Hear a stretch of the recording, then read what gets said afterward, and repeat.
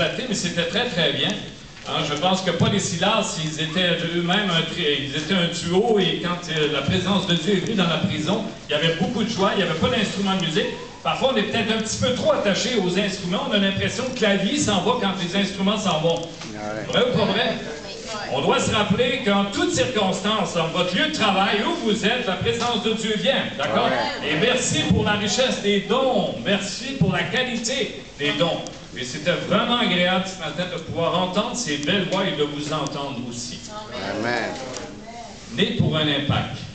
Le dernier souvenir que j'ai le premier souvenir que j'ai de Fleurimont, c'est quand je suis revenu en 96 de France. J'ai eu une infraction en entrant dans Fleurimont. J'étais venu assister aux obsèques du frère de Colette. Et puis, je m'étais empressé. Puis ma femme m'avait bien averti avant de partir. Elle dit, t'es pas en France. T'es pas en France. Vous savez, ce qui m'a soulagé, c'est quand je suis allé payer l'infraction à ma banque, la caissière me dit, « Oh, découragez-vous pas, M. Gagnon, c'est pour toutes les fois que vous n'en avez pas payé. » Est-ce qu'il y en a qui ont eu droit à des infractions et qui n'ont pas payé, qui n'en ont pas eu d'infraction, qui n'ont pas eu de billet de contravention? Moi, je dirais presque à tous les jours, je serais fautif dans les excès de vitesse, dans le port de la ceinture, pour ne citer que ceux-là. On est appelé, on est choisi par Dieu, on est des êtres extraordinaires. J'aimerais que vous puissiez vous lever, on va faire la lecture de la parole de Dieu. On va aller dans l'Exode au chapitre 2. Né pour un impact. J'ai beaucoup apprécié le petit garçon qui est venu remercier le Seigneur. On ne va pas faire de politique là, pour ce qui concerne la Confédération ou quoi que ce soit, mais j'ai beaucoup apprécié le fait qu'il soit reconnaissant, et c'est le message que j'ai entendu. Nous sommes dans un pays où est-ce qu'il y a une grande liberté, on a de l'abondance, vous le savez. Hein? On fait partie des 3% de privilégiés sur toute la planète. Vous êtes privilégiés. Je suis riche. Je suis très, très riche d'avoir pu prendre ma douche ce matin. Très riche d'avoir pu avoir ma voiture. Très riche de venir jusqu'à vous, d'avoir de l'argent pour le faire. Je suis quelqu'un de très, très riche. Je pense que tous les croyants en Occident, ils devraient avoir les 2 baguettes en l'air le dimanche matin pour dire au Seigneur, on est riche. On est très, très riche. Et j'ai beaucoup aimé que ce garçon vienne nous rappeler que nous sommes riches d'être dans une société où il y a la Confédération a permis un tel développement. Vous savez, dans la politique, c'est toujours l'opposition qui a raison. Vous ne trouvez pas, vous autres? C'est toujours l'opposition qui ferait des grands changements, qui changerait tout, qui apporterait le bonheur aux gens. C'est juste le jour où ils deviennent en pouvoir que là, ils perdent, ils deviennent amnésiques. Je ne sais pas ce qui se passe.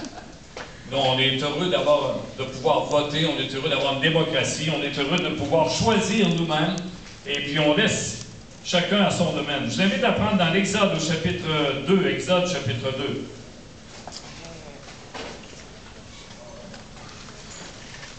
On lit ensemble les versets 22, 23, 25. Longtemps après, le roi d'Égypte mourut et les enfants d'Israël gémissaient encore sous la servitude et poussaient des cris. Ces cris que leur arrachait la servitude montèrent jusqu'à Dieu. Dieu entendit leurs gémissements et se souvint de son alliance avec Abraham, Isaac et Jacob. On va un peu plus loin au chapitre 3, les versets 7 à 9, chapitre 3. L'Éternel Dieu dit, j'ai vu la souffrance de mon peuple qui est en Égypte. J'ai entendu les cris que lui font pousser ses oppresseurs, car je connais ses douleurs. Je suis descendu pour le délivrer de la main des Égyptiens, pour le faire monter de ce pays dans un bon et vaste pays, dans un pays ruisselant de lait et de miel, dans les lieux qu'habitent les Cananéens, les Héthiens et tout le reste. On va dans le Nouveau Testament maintenant. Un texte que j'ai prêché toute l'année, presque. Un texte que j'ai beaucoup sur mon cœur. Je vous invite à prendre dans Actes au chapitre 17, verset 6. Actes chapitre 17 et verset 6.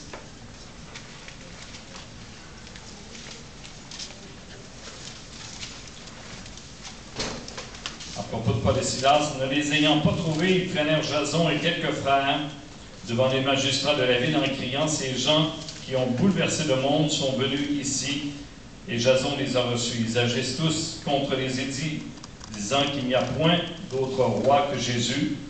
Par ces paroles, ils émurent la foule et les magistrats, qui ne laissèrent aller Jason et les autres qu'après avoir obtenu d'eux une caution. J'aimerais juste attirer votre attention sur le verbe bouleverser, sur le verbe, attends un peu, je le retrouve,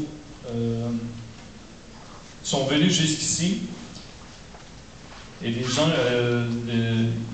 le verbe qui dit qu'ils ont des éthiques contraires, qu'ils pensent, qu'ils ont des pensées contraires, et le fait qu'ils soient audacieux. Hein, la Bible dit qu'ils émurent la foule. Seigneur, merci de couvrir de ton esprit maintenant. Seigneur, ce qui est important, c'est que les bien-aimés puissent retenir ce qui vient uniquement de toi. Donc, Seigneur, filtre, je te prie, au nom de Jésus. Que ton esprit puisse filtrer et déposer dans nos cœurs ce qui va avoir un impact, ce qui va permettre de poser des gestes à la fin de cette réunion. Seigneur, nous sommes venus nous rassembler, communier les uns avec les autres. Nous sommes venus raconter des merveilles. Nous sommes venus aussi entendre ta parole. Siège au milieu de nous, règne au milieu de nous, en Jésus-Christ, Père. Amen. Amen. Amen. Je vous invite à vous rasseoir. Né pour un impact. Il y a un autre texte que j'aimerais lire aussi avec vous, chapitre 16, verset 9. Né pour un impact. Chapitre 16, verset 9. Pendant la nuit, Paul eut une vision, un Macédonien lui apparut et lui dit cette prière, passe en Macédoine, secours-nous.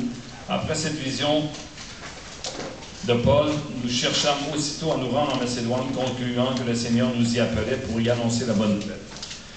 Je suis toujours réjoui de voir ce qui se fait dans les autres églises. C'est vrai que c'est jamais une difficulté pour moi de pouvoir me libérer pour venir prêcher, parce que j'aime ça, j'aime le peuple de Dieu, et j'aime aller visiter les églises et voir ce qui s'y passe.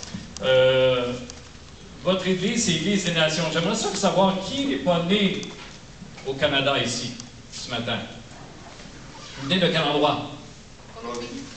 Pardon? Colombie. Colombie aussi? Hey! Oui? Congo? Congo? Congo? France! Une étrangère.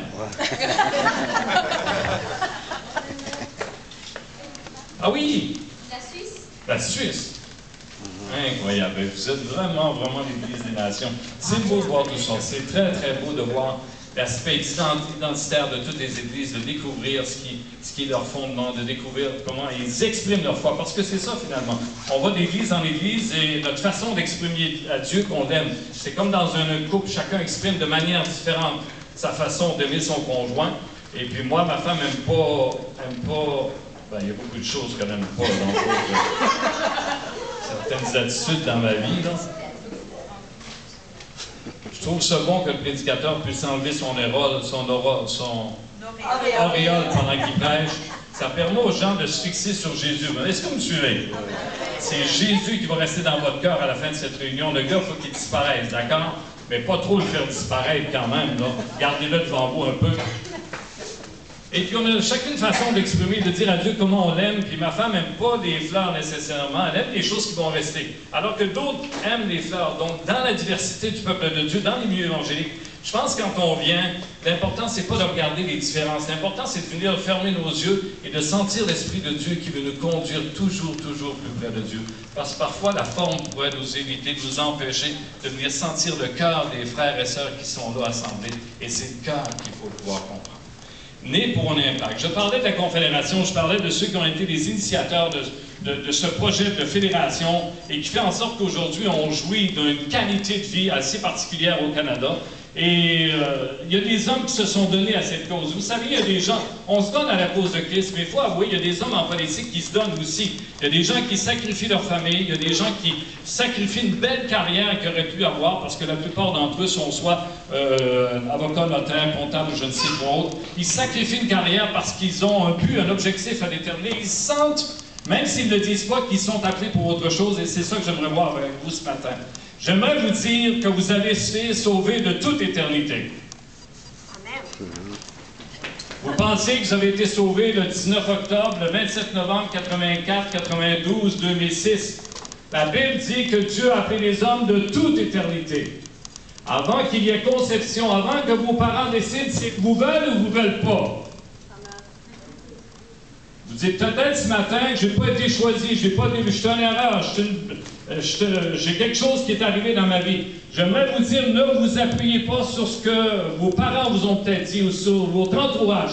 J'aimerais vous rappeler que vous êtes appelés de toute éternité. Les noms sont tous écrits dans le livre de vie. C'est moi sur la terre qui choisis d'accepter le salut. Et c'est moi qui ai la possibilité d'enlever mon nom du livre de vie. Tous les hommes, il leur est offert de pouvoir suivre Christ. Et leur nom est écrit, ils sont prédestinés. Ils sont inscrits dans le livre de vie. Vous avez été inscrits, j'ai été inscrit. Quand j'étais dans le ventre de ma mère me racontait que c'était l'hiver, il y avait une tempête, elle est sortie de l'église, puis il y a une voiture qui l'a happé, il l'a traîné sur 200 pieds. Je peux dire que Dieu me voulait. Amen. Bon, j'ai des petits problèmes un peu. Tout n'est pas parfait, hein?